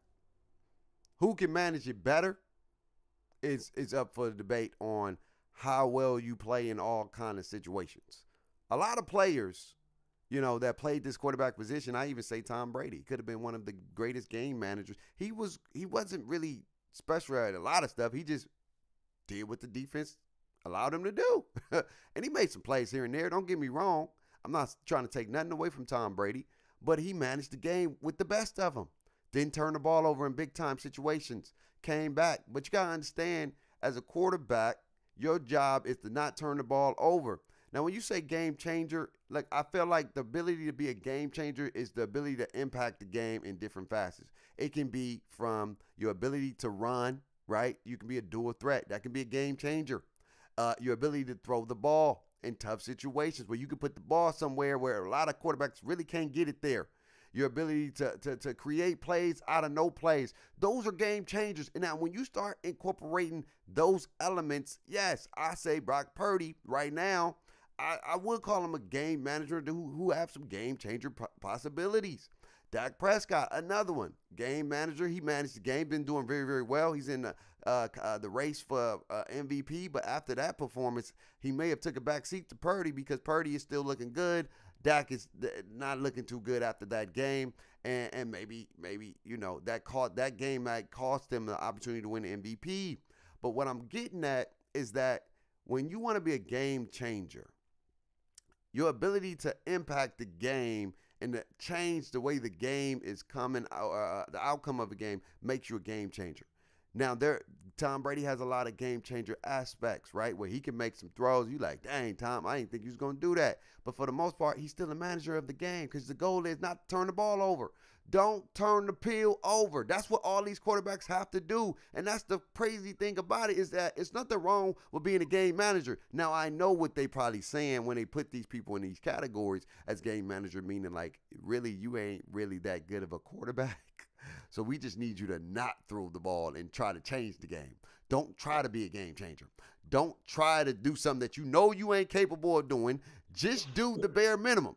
If you see the man open, throw it to him, okay? Don't try to go for the deep route. We don't need that. I just need you to do a dump down. We got enough on the defensive end to help out. Just throw the dump down. If you don't get the first down, cool. Punt the ball. Be a game manager in that concept. But everybody's a game manager to a degree, bruh. Now, game changer is that guy like a Pat Mahomes that you be like, bro, how the heck he throw that ball? I mean, Josh Allen at times, when he throw the ball in some place, you're like, God dang. Aaron Rodgers. Those are players that can impact the game. Lamar Jackson with his feet. He can change the game and then throw a spiral right on the money. So those players can impact the game differently, making them a game changer. Cam Newton, one of the greatest game changers to play this game. You didn't know if he was going to get you with his arm or with his feet. And yes, Cam wasn't the best thrower. Come on now, let's be honest. But he can throw that thing. And when he practices fundamentals and just get it where it needs to go, he can throw it with the best of them. But what hurt Cam Newton, and that's what they try to attack, is the ability to throw consistently because he didn't use proper mechanics all the time. He always would just use his arm power, and that got him in trouble a lot of times because sometimes he thought, I can get it there, and I can't get it there because you ain't got the receivers to really have open space like that. So you got to throw a perfect ball every time. And if you're not using fundamentals, you're not going to throw a perfect ball every time. And that hints, interceptions. And then he lost a step. As the older guy, he got hurt. He wasn't able to run the ball. He wasn't a dual threat like he once was. And so that impacted his ability to change the game. And so he became more of a manager at times. But everybody has the ability to be a game changer. Just can you do that? And if you can't, it's okay. Manage the dang game. Don't turn the ball over. Hey, I would want a game manager. Riddle can't figure out a way to not turn the ball over. He always throwing the ball to the other team. It's almost like he wants to be a giver. It's Thanksgiving for him every day. He's like, I'm thankful for you being in the best position, and I'm going to give you the ball because you play NFL. I think Fred Taylor has said it, and I'm a kind of steal it. I think we should break it up into 3 categories, and I think the categories should be game changer, field general, and game manager. You feel me? Because game manager is kind of what you had said. Was guys that we have a great defense. Okay, listen, we're gonna call a shot play here and there. Right. But worst case scenario, take the little 5 yards. Let's flip field position. Right. And we'll live with our defense going to go do it. This is kind of what the Jets was trying to do, but they was getting turnovers and the offense couldn't do nothing. I think Brock Purdy, Dak Prescott, who else is kind of winning right now? Trying to think of somebody else that's kind of winning. Geno Smith last year. Right. They're more field generals. Yeah. You feel me? They're in position to orchestrate and control the game. Yeah. There's not a bunch of pressure on them because as a general, what you got? You got sergeants, you got lieutenants, you got other people that you expect to go do their job at a high level. It's your job to make sure that everything is in order. You feel me? Right. That's what that is. And you are there to make sure everything is in order, and you are the one that's going to orchestrate the strike. Right. You're the one that's going to call the, you're going to do all that. And being a field general is a tough job It is. because you can have all these toys, but if you ain't using them properly, it don't even matter. You feel me? And so then you move into game changer, and that's the person that on 3rd and 15, I can either go get it with my arm, or I can go get it with my legs, or I'm gonna create a whole bunch of time to make sure that somebody can get open to where now you have to account for more stuff. Yeah. You playing defense for an extra 4 to 5 seconds because that's the Russell Wilson's in his heyday. Right. Cam, Mike Vick, Jalen Hurts kind of right now. Pat Mahomes because he really uses his legs a lot. Right. Josh Allen. Those are the kind of dudes that can create extra time or go get you 15, 16 yards 100%. using their legs, which puts your defense at a bad situation. And I think when we look at all three things, yeah, all three things don't necessarily have to be negative. Right. They can just be what you fall into. Right. Because Trent Dilfer got a Super Bowl ring. Yeah. Brad Johnson got a Super Bowl ring. At the end of the day, it's about winning games. That's all it's about. It's That's all that matters. And now, if you can win games and manage the game, do what you got to do. If you're a floor general where you can command the game and you got good control of the game, be that. If you're a game changer where you can impact the game in different ways, do that. At the end of the day, if it amounts to win, don't nobody care. Because you can be all those things, and if you're losing, people will scrutinize you and bring you down and say you're trash as a quarterback. You know what I mean? Look at RG3. He was he had an arm, he had leg, he was fast, but he can throw the ball. He could have been all those things, but he couldn't stay healthy, number one, which, that happens. And then after that, it just didn't pan out well. You know what I mean? So at the end of the day, look, be what you gonna be. Just win the damn game. Just win the damn game. That's it. Win the game. I would take a game manager. If Trent Dilfer on my team, he ain't turning the ball over, he put us in position to win, I'm okay. I'm okay. You ain't hurting us. You know what I'm saying? Now, I get it. There are some people who going to hurt you because they can't get a first down. That's a whole different story, the whole topic for another day. But at the end of the day, man, leave my dog Cam alone. Leave my dog Cam alone, man. But before we get up out of here and we do picks, I want to talk about this situation that I just found out today. Jonathan Mayers, man, he is going to be removed from Disney and the Marvel series because of being convicted of a misdemeanor, 2 misdemeanors. I think it was sexual harassment, not sexual harassment. No, it was harassment and something else. Harassment and something else, man. And I wanted to talk about that, man, because it's crazy. We're seeing a lot of people lose their cool in a lot of situations. And some of the stuff is due to women. And I wanted to talk about men real quick when it comes to their emotions. Why do you feel that as men, we can't, how can I say, navigate or control our emotional rage when we're upset? Because think about it. You got the Anthony Edwards thing, right? He was upset. He said what he said. You got the Jonathan Mayers thing. He was upset. Majors. Yeah, man. Jonathan Majors. He was upset, said some things, did some things, you know what I'm saying? He was mad, or whatever the case may be. And there's been a lot of situations where players lose their cool, and just men in general. Why is that we lose our cool at the height? Will Smith. And usually the culprit is always over a woman. It's always due to a woman for the most part, right? Why is that, dog? Let's talk about that real quick. So I'm guessing this is a culture topic. It's a culture topic. It's the culture, yeah. It's the culture. All right, so let's talk about it. Man, that cat will make you do some crazy things. That thing get to meowing, and you get to losing your damn mind.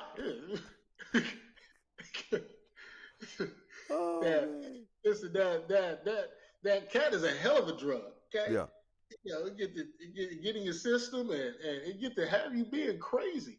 But in all seriousness, I just think that women know how to press a button that for some odd reason we really can't control all the time. And sometimes women do it intentionally. Yeah. Sometimes they do it unintentionally.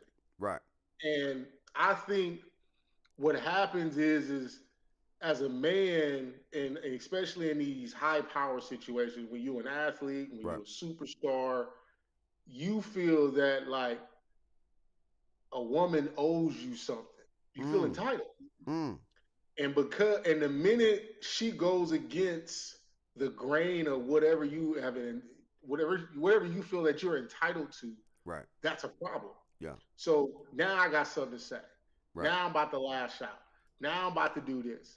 And when you start doing those things to these women, it becomes a very negative thing because now you done messed around and put your hands on her. Now Mm. you done messed around and harassed her. Now Mm. you done messed around and called her out of her name. Mm. And now you're vulnerable because you are the face of the situation. You feel me? Like when you spoke on Will Smith, it wasn't that Jada did anything in specifics, right? Right. No. Uh-oh. Oh man, my mic. What? Oh, there we go. I'm back. My mic had, yeah. It wasn't that Jada did anything specifically, Right. right? It was more or less their relationship was very tumultuous. But Jada did do something with her little entanglement that was for public consumption, and now you sitting there eating that all. You got to sit there and take that, Right. right? And so now everybody making jokes, everybody think it's funny, and now you about to snap. You feel me? Yeah. And so that's what I'm saying, man. It's one of those things where men be are feel entitled, and again, women know what buttons to press. Mm. And when you fall into that trap of allowing those buttons to be pressed, you're gonna always fail. One of the biggest things that I told my kids, I tell the kids that I work with, I tell my wife, I tell myself, Right. I can never give nobody that much power to have that much control over my emotions. Mm. That's too much power. It's too That's much. too much power. You will never get that much power. I even tell my wife that when it come to me and her, I'm not going to give you that power to legitimately control my emotions to get me out of character. Right. Has it happened? Yeah, because I'm human, right? But for the most part, I will never give anyone that much power to control my emotional state. Nah, I'm good. No, I feel you. Here's my thing, and I'm gonna say this. I think us as men, we have never been taught how to manage our emotional stressors, right? Mm-mm. And I think when we're in heated situations, we always sometimes, for the most part, not every man, but for the most part, we act out of character because we're at an emotional stage where it's like we don't know how to respond. We don't know how to delegate this heightened feeling, and we're just enraged, right? Because we feel hurt. At, and when you really think about the societal way of men, we're not taught to deal with emotion. We're taught to keep emotion in. So imagine if you got a teapot, and you put the water on and you boiling that thing, and that thing start to boil, and it Mm-hmm. boil, and it start to make noise, and you hear the, it's like, all right now, all right now, and I think a lot of times when it comes to that, all right now, us as men, we don't really process things because we're some logical beings. But when our emotions are at a high, when we're enraged, when we feel vulnerable, and we're upset, we lash out because we don't know how to process that stage of, all right, I'm here. I need to get this down because if I don't, I'm going to do something out of character. I'm going to do something out of my emotional response, out of impulse that I know I shouldn't be doing. And what I see a lot of these brothers who got the power and who have the privilege and who have this identity now when it comes to being a celebrity, and sometimes that sense of entitlement is almost as if you can be replaced and I don't got to deal with this. But then it's always that one girl, that one person, that one situation that can push your buttons in a way that brings out the worst in you, right? I'm going to tell you this. I'm going to give you a true story. I was in a relationship with somebody for 7 years, right? On and off. And I went to LA to go record a song with one of my boys. And we driving back to LA, right? And once we driving back to LA, I'm coming back to LA. We stop at McDonald's. I'm down the street from Copper Beach, right? Down the street from the beach. And, and my significant other at the time was like, hey, can you get some French fries? And I know what you're thinking. It's like, it's French fries, babe. Get the French fries. But I just spent a lot of bread on this studio session, and I just bought hella groceries for the crib, and you have been at the house all day. And now you wait till I get back at 2 a.m. to talk about you want some French fries from McDonald's. And so the best part would have been just get the fries. But my entitlement, my manly, my manliness, like, nah, fool, I'm standing on business. I'm not getting them fries. You should have bought. And I told her, I said, I'm not buying the fries. You got food at the house. I don't know why you didn't cook nothing. You've been at home all day. Like, you ain't been doing nothing. You've been chilling. Why you couldn't go get some fries? Why you get the fries? The fries are around the corner. The fries ain't around the corner. Listen, McDonald's is right down the street from the beach and everything. You could have went to go get those fries, but it wasn't about the fries. So I come home, and she, hey, how was it? I'm like, it was good. We recorded some dope stuff. She was like, where's the French fries? They had the French fries? I said, what? What you mean? I told you I ain't getting the fries. What's the problem? Oh, you didn't get the fries? Wow, you couldn't buy me the fries? It was an argument. And then she was like, if such and such would have asked for the fries, you would have bought it. I said, no, first of all, no, I wouldn't. And then she was like, you ain't nothing but such and such little B word. She called me the B. And then out of character, right? Out of character, my emotions, I'm tired. I just had a long day. I just drove to LA up and back. And if you know that, that's a 6-hour peel. That's a 6-hour drop. So I did something out of character that I've never done in my life. And I popped her on the leg. I did. I kid you not. I popped her on the leg. I said, yo, who the F you talking to? And you know me, I don't really talk like this on the regular. So you got to get me really upset to get me to start cussing and stuff. I said, I don't know who the F you talking to, but you ain't going to be coming at me, mother. And then she went flipped. She said, oh my God, I can't believe you hit me. Whoa. We going back and forth. I was like, you get the F out. You get the F up out my house. Woo. And that moment, I never dealt with that type of emotion. I never dealt with a situation like that where somebody called me the B word, number one, and it's somebody that's supposed to be my significant other. It's supposed to be my ride or die, my rib, my partner in crime. So when I see these men act out of character, is because we ain't never been taught how to process those emotions. All we've been taught is to restrain them, to keep them in. But every time I see these acts, it's because we had our breaking point.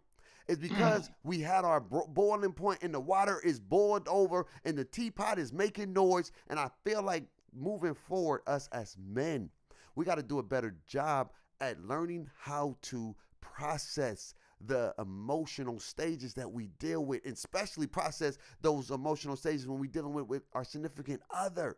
Because at the end of the day, society teaches us to be strong. But at the end of the day, being strong every day hurts. It hurts, bruh. It ain't easy. It's tough. And so when I see like a Jonathan Majors, when I see Jonathan Majors make this mistake, he's a good dude on a height. He was on a height, and the devil always catch you on a height. Wait at your toppest peak. To take him off of the Avengers, to take him off of Marvel, that's a big deal. And I see my dog, and he's about to get sentenced in February, and we don't even know if he's going to do time. We don't know what's going to happen, but to see that happen, it's tough. It's tough to see, man. Yeah, man, it's like I said, man, just it's so crazy that you have brought up those stories because, you know, I've been in situations where I've tackled my ex full-fledged. Wait, hold on, dog. You didn't tackle that, bro. You didn't tackle somebody, dog. Did you really, you WWE Spirit or dog? You Goldberg that thing? Yes, Goldberg. You Roman Reigns that thing, dog? Listen, and everybody had to come, DJ! No, it was people at the crib and everything. I tackled because I didn't have nothing else to do. Wait a minute, my dog. Did you get the 3-point stands at least? Yeah, it was, I took off, standing up. See, Boom! We ran into the little bins that I had in my room and everything. I was hot, you know. But I felt like I watched enough wrestling to where I protected her. You feel me? It was like I hit the bin. She really didn't hit the bin. She got that. Yeah, I knew what I was doing. Right. I was skilled at what I was doing. Right. But it's just, especially females you're in a relationship with, Right. and you care and you love, and you look at them like, why would you want to get me out of character? 100%. Like, why would you want to take me there? Even in your situation, like you said, you could have went in and grabbed the fries Right. because coming home from, depending on how you got home, you got off the freeway right there. You feel me? 168 Clovis. You Yeah. passed right by the McDonald's right there on Ashland. You Yeah. could have slid by, but you were standing on business. Standing on In business, your man. head, I just bought some damn groceries. I spent a In lot of your bread on them head, groceries. I just traveled. You supposed to be considerate enough to me that you should want me to come straight home. Right. When I come home, maybe you should have had some fries for me. Yeah. Maybe you should have had the yeeks. Talk. Ready to go. Ready to go. Get Ready them to go. yeeks. Early morning yeeks. Baby, I miss you. I miss you. Here's, I know you've been traveling, but Maybe some early morning head service. You know what I'm saying? Listen. Took care of your boy. But you wanted Crazy. some damn French fries, and now mad at me because I didn't go get the damn French fries. And that's where the problem come in at. Facts. Where it's like, how can you be mad at me over something like this and then be mad at my reaction? 100%. The problem becomes is when people intentionally do things and then you react, it's like, well, why would you react like that? Well, why the hell would you do that? Right. Well, let's start there. Right. If you didn't do that, I probably wouldn't have reacted this way. You feel me? And yes, my reaction to it could have been a lot better. You know, your reaction could have been a lot better. Why you didn't get me the fries? Listen, I didn't want to get you the fries. And you could have walked away. Yeah. And left it just like that. Left it that. And be like, baby, it don't even worry about the fries. I just want you. Come in. You feel me? Take care of you today. But you was frustrated you was frustrated that she had the audacity. Right. To ask you for some damn fries in that situation. 100%. I was pissed. Yeah, I was mad. I'm not gonna sugarcoat it. Your boy just had bro. I went to LA in the morning. I'm coming back after a long day in the studio, and then I'm coming back. I'm like, I don't want no fries. I didn't even get me no fries, dog. I was just ready to come home. Listen, you know, getting the cuddle butter. You know what I'm saying? I ain't even hey, if you want to give me some buns, you gave me some buns at that time. But you know what I'm saying? Listen, it's a funny story that me and my cousin talk about every time. My uncle, I'm spending out at my uncle's house. He used to work the night shift at his job, and he'd get home around like 3:30, depending on. So we in the crib, me and my cousin, we was chilling. I think we was on the sticks playing the game, whoop-de-whoop, and we hear my uncle storming up the stairs. Yeah, and like storming. Doosh, doosh, doosh. We like, oh, what's up with Brad? He come in the house. He opened the door, come in the house, and fling a food bag across the table. Mm-hmm. Like, what? Man, fuck this mushroom burger. We like, wait, huh? Yeah, she want a goddamn mushroom burger. I'm sitting there at Carl's Jr. I done fell asleep. The lady had to roll down the window and knock on the door, open up her window and knock on my window to wake me up. Yeah. To buy something, to pay for the food. And me and my cousin, bro, is in the living room in tears because he came home and really threw a Carl's Jr. bag across the table. Yeah. So then he mad, he fussing. She come out the room like, well, it wasn't even that goddamn serious. You didn't have to give me the goddamn burger if it was going to be like this. He said, well, your punk ass shouldn't have called me for the burger to begin with. So, yeah. No, real talk, man. So then he goes over there because now, like, you know, like once you get angry, you awake now. Yeah. So he go over there.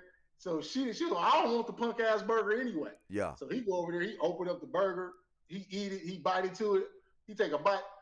Man, it's some nasty ass mushroom burger you been having me buy.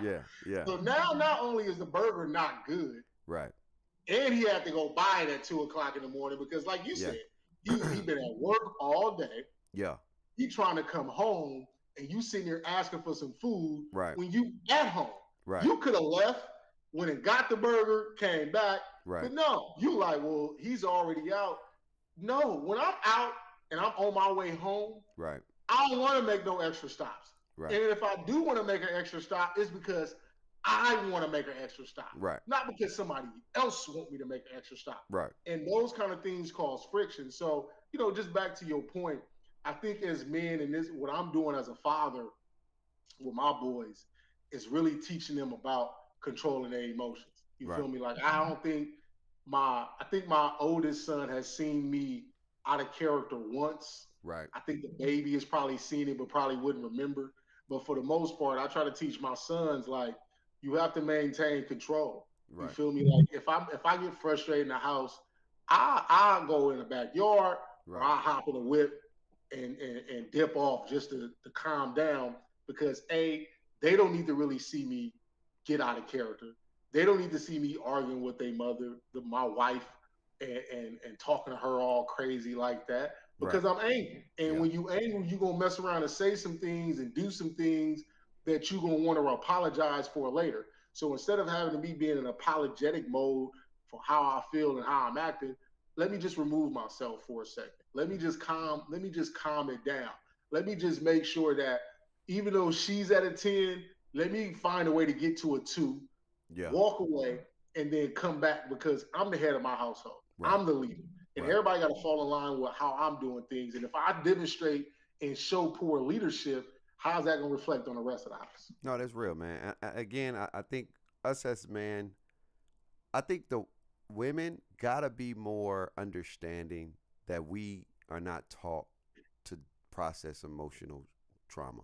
We're not taught We're not. that, and so I think sometimes when they know, like you said, they push our buttons and they know how to push our buttons, and they attack our character in ways where it's like it's vulnerable because I told you things out of confidence. I told you things, you know what I'm saying? I've been here for you, and you trying to upset me. You're the last person that should be trying to upset me. And I think a lot of women need to have a little bit more grace for us men. And I'm not saying just let us do whatever we want to do. I'm not You saying don't have to that. tolerate the BS. You're You don't gonna have have to tolerate you're BS. gonna have to have some grace a little bit, or whatever the case may be, and be understand. Because I get it. It's not about the French fries. It's not about the mushroom burger. What it was about being available and showing that they matter. It's prioritizing their love. Because if you have a long day and you stop by out of your long day, you gonna get a oh babe, thanks so much or whatever. But then what do he get? I'm not saying you do things out of to get something, but see, women sometimes stop there. They just say, oh babe, thanks. And the man like for real? All right, cool, you're welcome, good. And then there's no, you know what I'm saying? There's no other stuff when I come home late. There's no food ready. I've seen a lot of women, and I'm not saying you got to do like this is your role, but you want to take care of your man, dog. You want to make sure your man, if your man had a long day of work and you want him to do some extra work for you, that's tough. And you had a whole day to yourself to do some work, that's even more tough. Like if you just chilling, dog, and your man out there working hard, and then you got the audacity to get mad at him because he don't stop at a place for you. You know what I'm saying? Come on, dog. You should have food ready for him. You should be like, if you his woman or you his wife, even on top of that, if you his wife, you should be, the bun should be on standby, ready. The late night head service should be on stand. I want to make sure my man come home feeling good. To let him know whatever you came home with, leave it at the door because I'm going to take care of you so you can go to sleep peaceful because you're doing a lot for this family. See, a lot of folks don't do that no more. It's just it stops at the, oh, thanks, babe. And then it's another situation. Oh, thanks, babe. And then it's the one time we don't do it. Then we get in a big argument, and women always bring up the time we say no. It's like kids. We can say yes a million times, but it's always the one no. It's always the no. You always going to remember the no. The thing is just to echo your point, it's a relationship is a 50-50 partnership, right? So when you do those things to show your appreciation, that 2 o'clock in the morning stop, I'll be so willing to do. Right. Because it's like I feel like men remember those things more than women. Yeah. And I could be wrong. I could be totally wrong. I think so. But based on my experiences We pay throughout, attention to details. we will remember, like, damn, she did do this for me. All right, well, I don't mind doing this. And do it with our smile. Women tend to forget, kind of like kids, like you said, we do all these things, and then the one time we don't, it's like the world about to come to an end. But it's Yeah. like, bro. When a woman don't do something for a man, we probably be annoyed and upset, but we let it go. It ain't. We'll move on. We move on. We'll be Like it is. petty. We will probably go get it. We be like, don't worry about it. I go get it. I got it. I got it. Yep. That's what we Yep. do. When we Yep. don't do, when it's the other way around, it's a commotion, it's an argument because again, Yep. it's never about the item. It's never about the Yep. item, but at the same time, till we don't get on tangent because that's a whole nother topic. Because women, it never be about the item. It's only about showing they want to feel that affection. They want to feel valuable. They want to feel like they matter in your life. Like, yeah, you have a busy day and you would make time out of your busy day for me. I get it. I get it. But sometimes my ladies, and we'll talk about this on another day, y'all got to be making sure y'all putting out that same energy. Y'all got to be making sure y'all giving y'all man that same energy. Y'all got to be paying attention. If you know your man get up at a certain point in time, have the bath water ready some days. Have food ready some days. I guarantee you, if a man happy, he gonna make sure, for the most part, there is some men who got happy, good women, that they don't appreciate until they's gone, and that's another topic. But for the most part, I just think at the end of the day, us as men, we gotta have a little bit more grace from our women, for sure, and not the world, because the world gonna do what it's gonna do. And then we have to learn and take initiative to learn how to develop our emotional health, our emotional ability to manage high stress situations.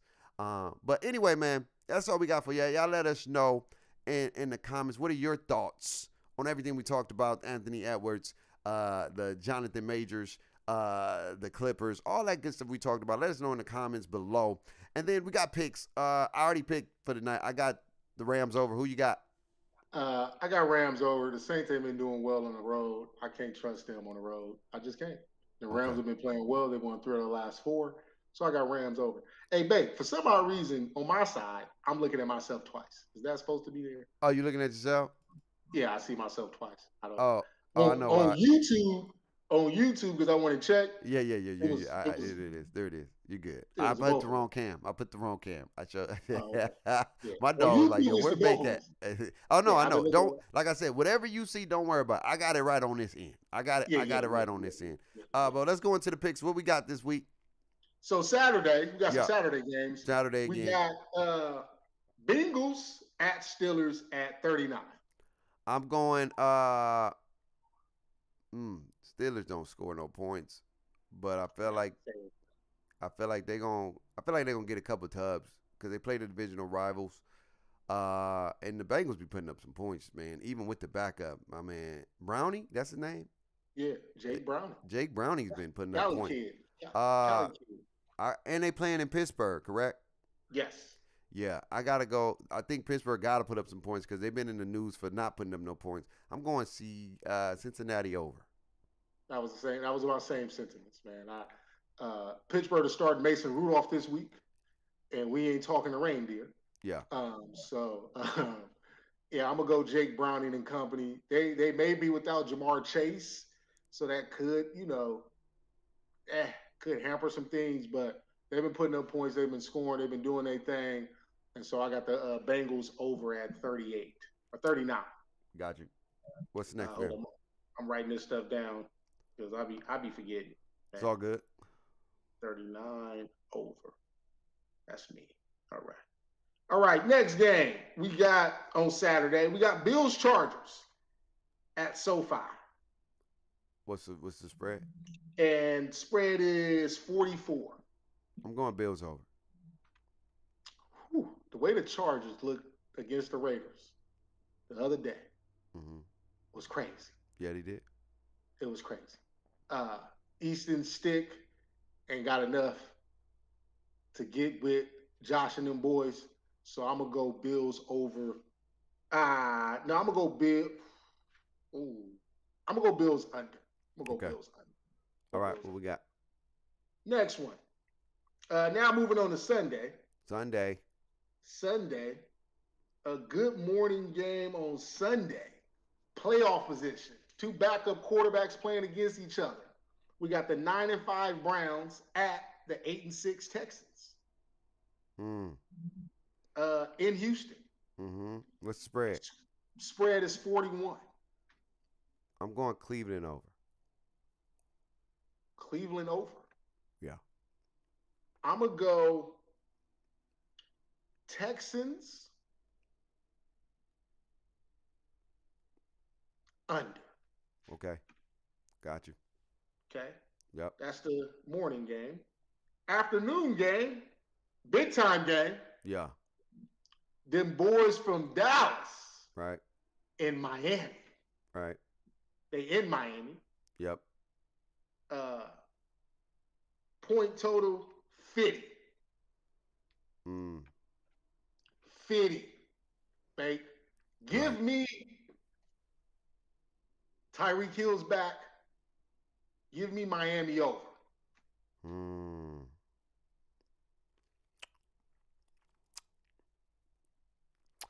going to do it. I got to do it. I got to do it. Yeah, I got to do it. Okay. I'm gonna go Dallas over. I think they gotta win on the road. They gotta win. I'm gonna go Dallas over, and this is gonna be the statement game for them because whenever Dallas is in scrutiny, whenever Dallas is dealing with they can't do this, they always figure out a way to do that. So I'm going Dallas over. Okay, hold up 1 second. I'm trying to make sure I get these point totals correct on my end. 44 Bills under. I went Bills under, correct? Bills under 44. Yeah. All right. Now went Texans under 40. Yeah. Just writing this stuff down. Yeah. And then we got I went Dolphins over 50. Yep. Okay. Over 50. Yeah. All right. Sunday night game. Sunday night. Chiefs. It should be Chiefs, right? Is it Chiefs? Raiders? No. Sunday night. Oh my God. This is an ugly Sunday night game. What is it? We got Patriots Broncos. I'm going Broncos. What's the spread? I'm about to tell you because I'm going Broncos. It's 30-35. I'm going Broncos over. Yeah. Yeah, for sure. Broncos over. All right. What's the next one? Christmas. Yep. Monday. Hold up. Broncos. 35. Over. Christmas. My Raiders at the Chiefs. What's the spread? 40. Chiefs over for me.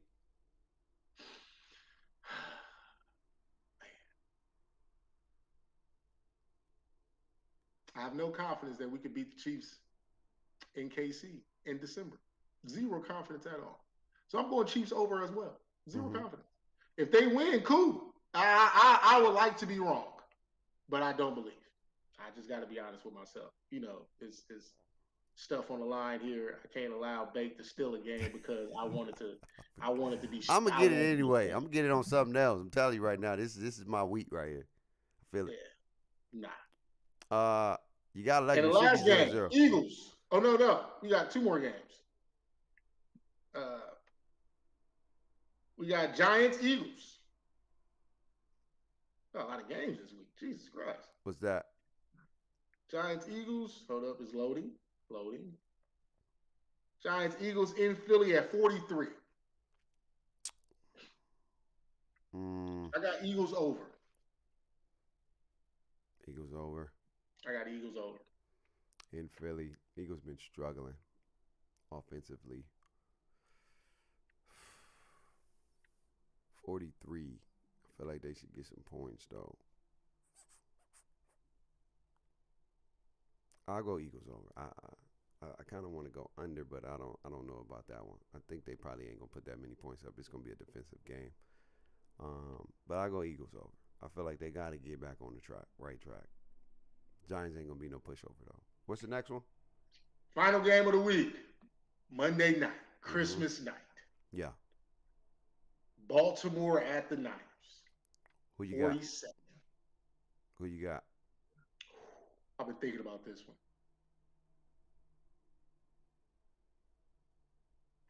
Man, it's a tough one. This is a tough one. Because the Ravens have owned the 49ers in their last matchups. Something about that matchup gives them problems. But 49ers looking like the best team in the NFL currently. So I'm going to go 49ers under. Okay. Under 47. I'm going to go Ravens over. Ooh. Either you win or you go home.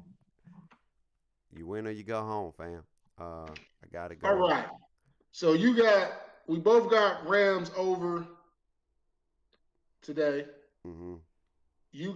We both got Bengals over. Mm-hmm. Just want to recap. You got Bills over against the Chargers, correct? Yep, you got under. That's the only difference game. I got Texans under. And I got the Browns over. Okay. I'm writing this down, Bake. Browns. So that's 2 points right there. That could be total of either or two. I got the Dolphins over. You got the Cowboys over? Yep. Uh-oh. Okay.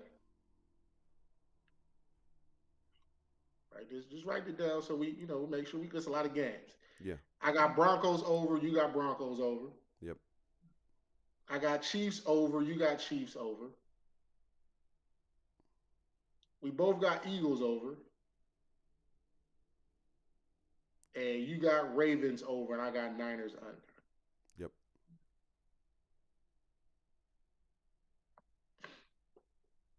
Woo! This could be the season right here. Yeah. This is pretty much. Got to win or go home, dog. This could be the season right here, buddy. Win or go home. All these games you can win or go home. It all gonna depend. I think the Dallas game is gonna be a big one, and then the Niners game, and then the Texans game. Those are two. That's like 6 points either way.